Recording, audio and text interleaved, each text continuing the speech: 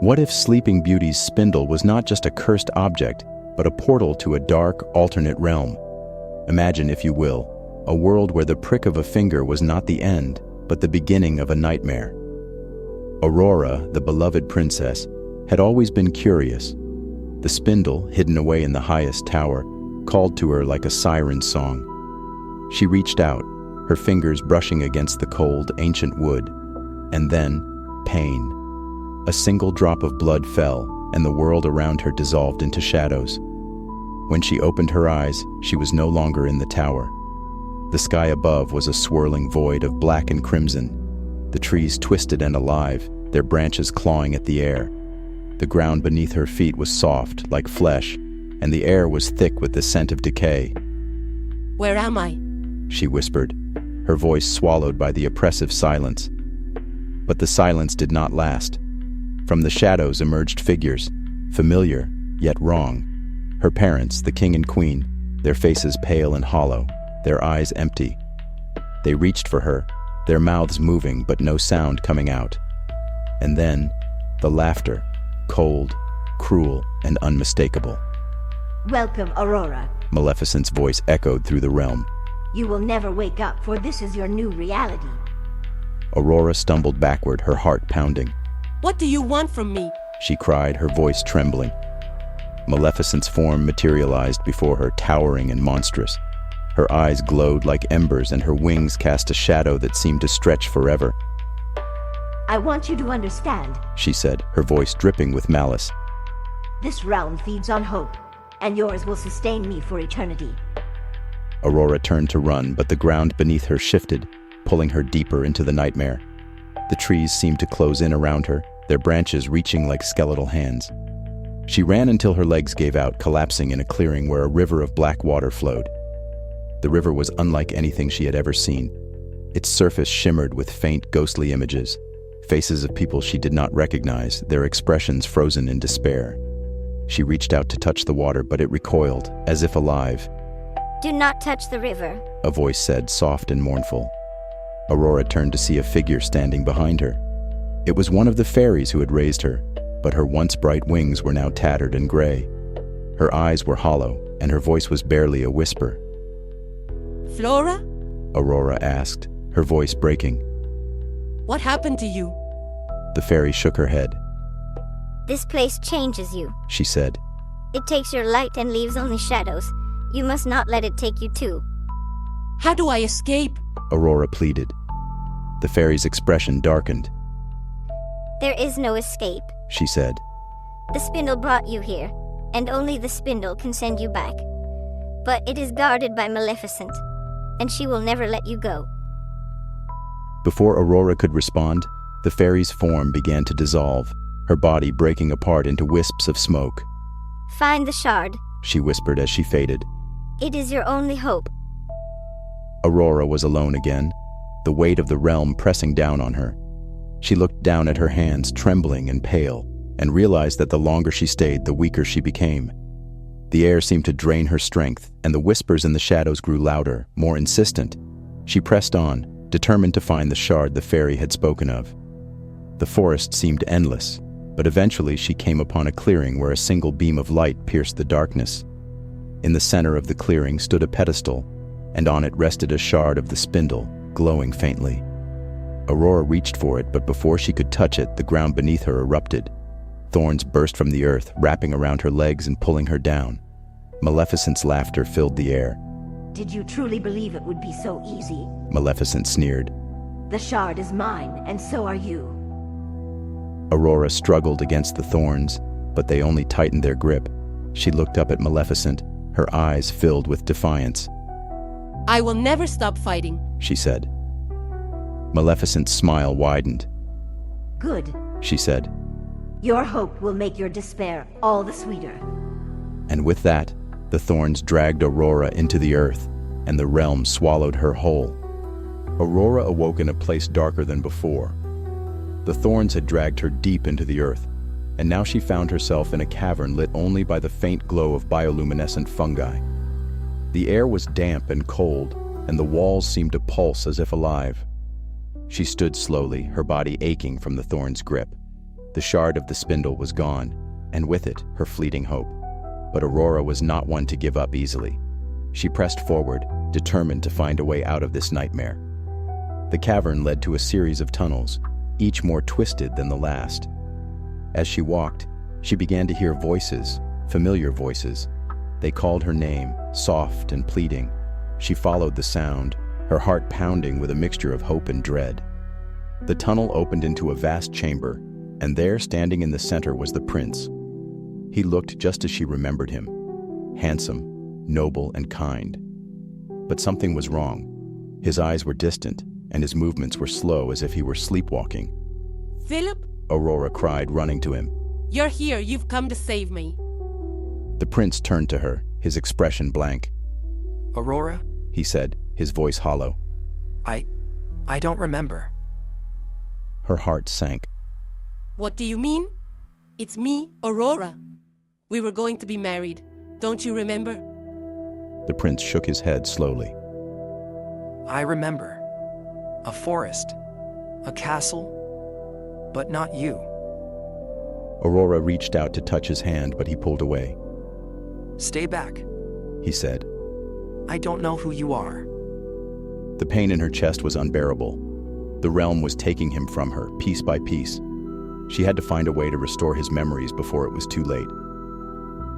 We need to get out of here. She said, trying to keep her voice steady. There's a shard of the spindle.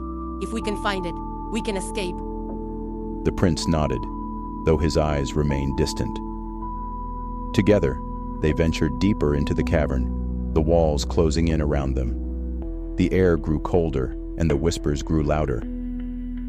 Eventually, they came upon a river of black water, its surface shimmering with ghostly images. Aurora recognized it as the same river she had seen before, but now it seemed even more menacing. We have to cross it? She said, though the thought filled her with dread. The prince hesitated. What if it's a trap? It might be, Aurora admitted. but we don't have a choice.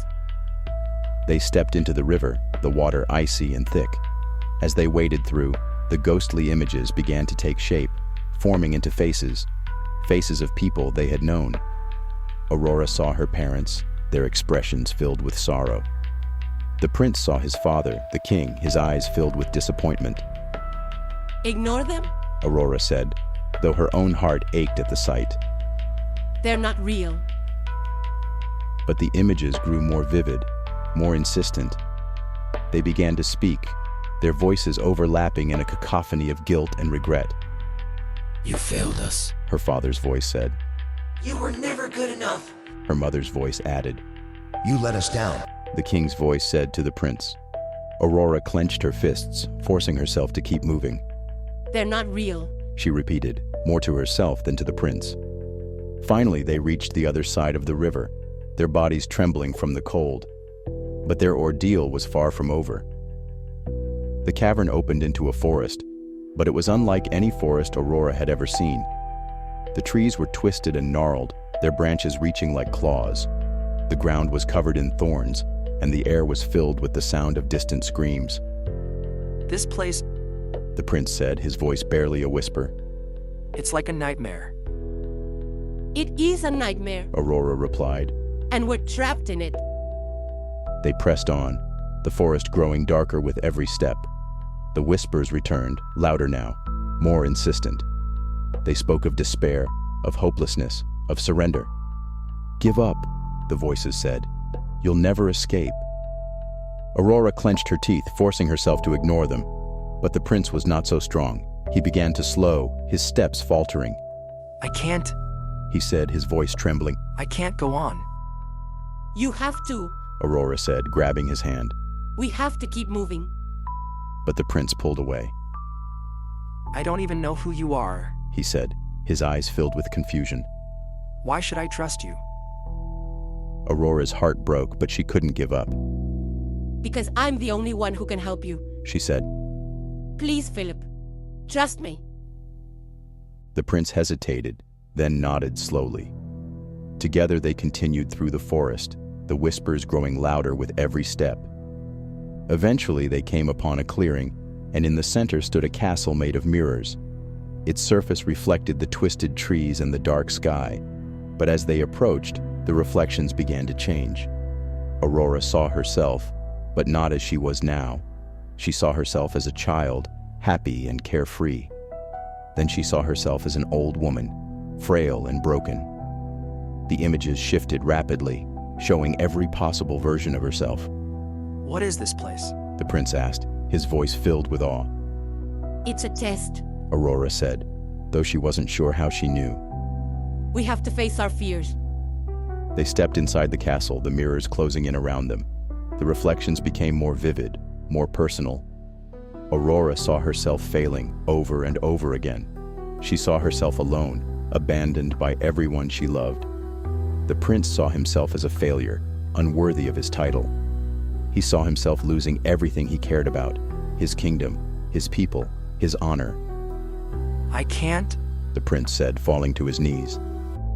I can't do this. Aurora knelt beside him, taking his hand. You can. She said. We can. Together. But the mirrors were relentless. They showed her the worst versions of herself, the ones she had tried so hard to forget. They showed her the pain she had caused, the mistakes she had made. "You're not strong enough," the mirrors whispered. "You'll never escape." Aurora closed her eyes, trying to block out the voices, but they were inside her head, echoing in her thoughts. "Give up," they said. "It's easier that way." For a moment she considered it. The thought of surrendering, of letting the realm take her, was tempting. But then she thought of the prince, of the love they had shared. She thought of her parents, of the fairies who had raised her. She couldn't give up, not yet. She opened her eyes, her resolve hardening. No. She said, her voice firm. I won't give up. The mirrors shattered, the reflections disappearing into nothingness. The castle began to collapse around them, the walls crumbling into dust. Aurora grabbed the prince's hand, pulling him to his feet. We have to go. She shouted. They ran, the castle collapsing behind them. When they finally emerged, they found themselves back in the forest, but it was different now. The trees were less twisted, the air less oppressive. We're Close, Aurora said, though she wasn't sure how she knew. The shard is nearby. But as they pressed on, the whispers returned, louder than ever. They spoke of betrayal, of loss, of despair. You'll never escape, the voices said. You're trapped here forever. Aurora clenched her fists, forcing herself to keep moving. But the prince was faltering again, his steps slowing. I can't. He said, his voice barely a whisper. I can't go on. Aurora turned to him, her heart breaking. You have to. She said. We're so close. The realm was taking him from her piece by piece. She had to find the shard before it was too late. Stay here, she said, though it pained her to leave him. I'll be back. She pressed on alone, the whispers growing louder with every step. But she refused to give up. She couldn't. Finally, she came upon a clearing, and there in the center was the shard of the spindle. Aurora reached out and grabbed the shard. Unfortunately, upon touching the shard, she passed out. Aurora awoke once more, but this time she was not in the cavern or the forest. She was in a grand hall, its walls made of blackened stone and its ceiling lost in shadow. At the far end of the hall stood a throne, and seated upon it was Maleficent, her eyes glowing with malevolent triumph. The shard of the spindle rested in her clawed hand, its faint glow a cruel mockery of hope. You are persistent, I'll give you that. Maleficent said, her voice echoing through the hall. But persistence alone will not save you. Aurora struggled to her feet, her body weak but her spirit unbroken. I won't let you win, she said, her voice trembling but defiant. Maleficent laughed, a sound that sent shivers down Aurora's spine. Oh my dear, I've already won. This realm is mine, and so are you. Your hope, your love, your very soul, they all belong to me. Aurora's eyes fell on the shard, her only chance of escape. But how could she reach it? Maleficent was too powerful, too cunning. She needed a plan, but time was running out. As if reading her thoughts, Maleficent leaned forward, her smile widening. You want the shard, don't you? Very well. I'll give you a choice.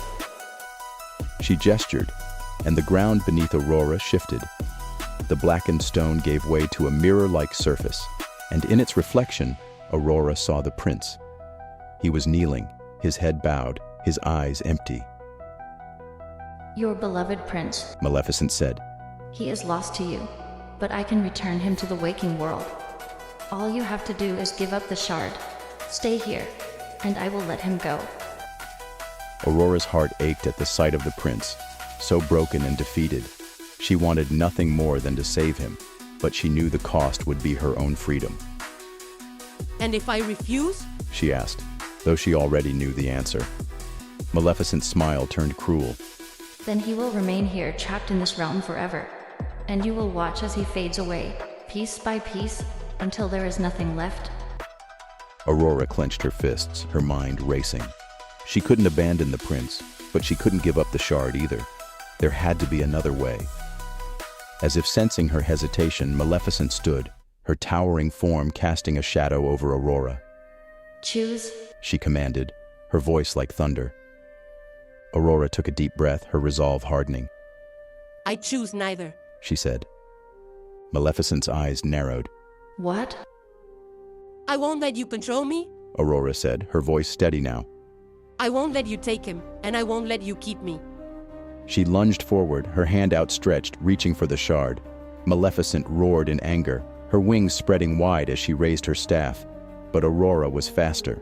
Her fingers closed around the shard, and the moment she touched it, a blinding light filled the hall. The ground shook, the walls trembled, and Maleficent's form began to dissolve, her screams echoing through the chaos. No. Maleficent cried, "You Cannot defeat me. But the light was too powerful. It consumed her, tearing her apart until there was nothing left but ash.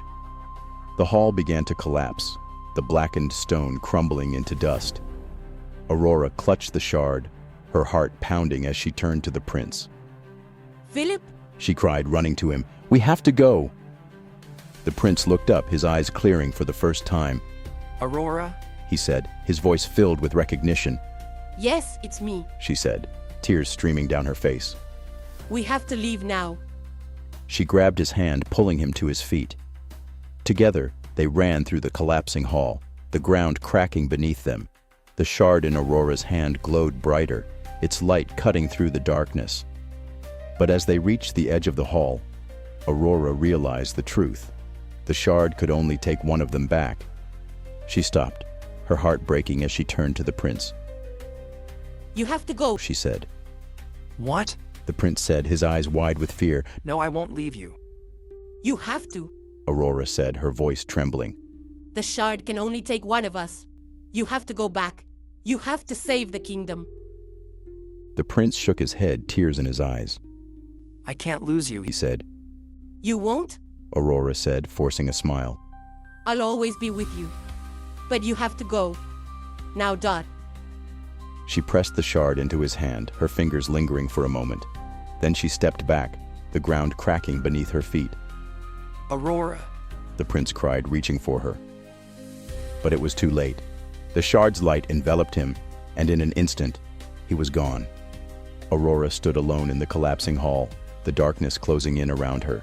She felt a strange sense of peace, knowing that the prince was safe. But the realm was not done with her. No, the realm needs someone to maintain it. A faint whisper says, One must remain. This is the end of our story. Please remember to like, comment, and subscribe for more.